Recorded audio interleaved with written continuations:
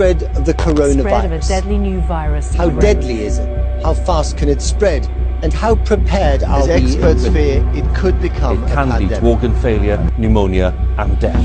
There's no treatment, so prevention is a top priority. The recent outbreak of a novel coronavirus, now called COVID-19, has left many of us worried and paranoid about our own health, as well as interacting with other people and carrying out everyday tasks, such as travelling on public transport. At the time of filming this video, the number of people diagnosed with the virus worldwide is nearing 100,000, and the number of people who have died is currently over 2,000, and is set to continue rising. Fears are growing that it won't be possible to stop the global spread of coronavirus. Health experts have warned that the chances of containing it are diminishing as cases appear in more countries. This means that COVID-19 has overtaken the SARS and MERS viruses in regards to the number of people killed and also infected. This video isn't about coronavirus. This is about something much worse, something that you may have never even heard of, something that experts have predicted will kill 10 million people each year by 2050.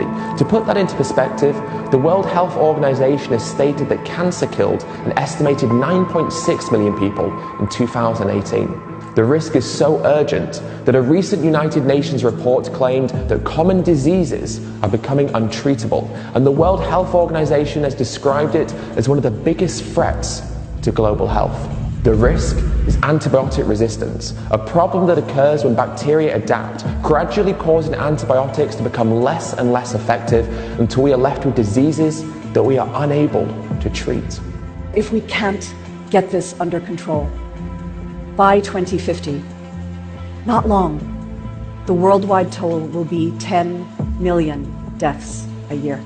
Currently, around 700,000 people around the world die due to antibiotic-resistant diseases every single year, with over 200,000 of those deaths coming from a drug-resistant tuberculosis. Yet even though the number of people being killed right now by antibiotic resistance dwarfs the number of people at risk from COVID-19, many of us have never heard about this problem. The problem is becoming so severe that issues like urinary tract infections and STDs are becoming resistant to treatment. There is even a super-resistant strain of gonorrhea, which has developed resistance to nearly all of the antibiotics used for its treatments.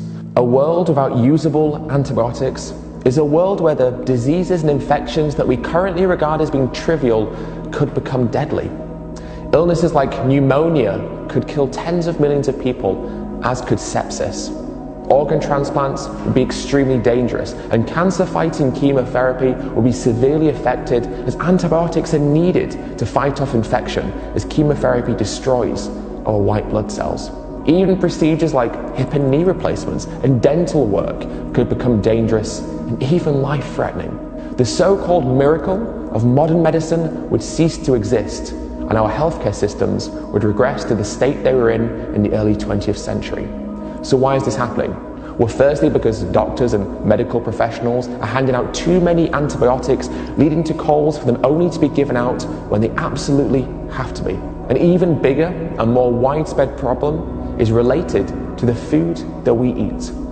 According to the FDA, in the US, 80% of all antibiotics sold are used on animal farms, and in Europe, animals consume more antibiotics than humans, meaning that the use of antibiotics in animal farming is driving the rise of resistant bacteria.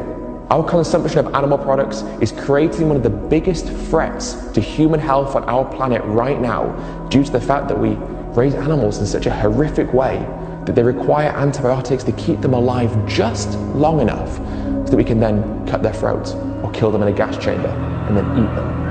On much of the planet, most meat animals get antibiotics every day of their lives, not to cure illnesses, but to fatten them up and to protect them against the factory farm conditions they are raised in. It is such an absurd system that it is not only responsible for killing trillions of animals every year, but is leading the way in creating a global health crisis that within the next few decades could be killing more humans than cancer every year.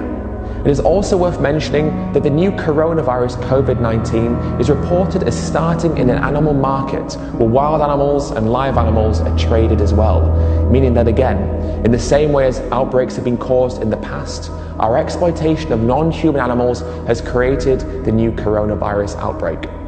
Killing non-human animals is in turn killing us as well. And even if we create new antibiotics in the future, this cycle of bacteria becoming resistant will continue if we don't change.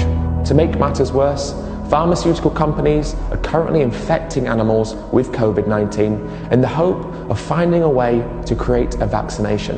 And so because of our desire to kill and eat animals, more animals now have to suffer. How can it make sense? The most important medication that we have in the world is being squandered, keeping animals alive just long enough so that we can fatten them up, slaughter them, and then eat them, in turn causing our leading diseases such as heart disease and certain forms of cancer. Everybody suffers when we exploit others. Is this an absurdity that we will recognize and prevent from getting worse? Or will we continue to turn a blind eye and then in the future look at our children and tell them that we're sorry, but bacon just tasted too good?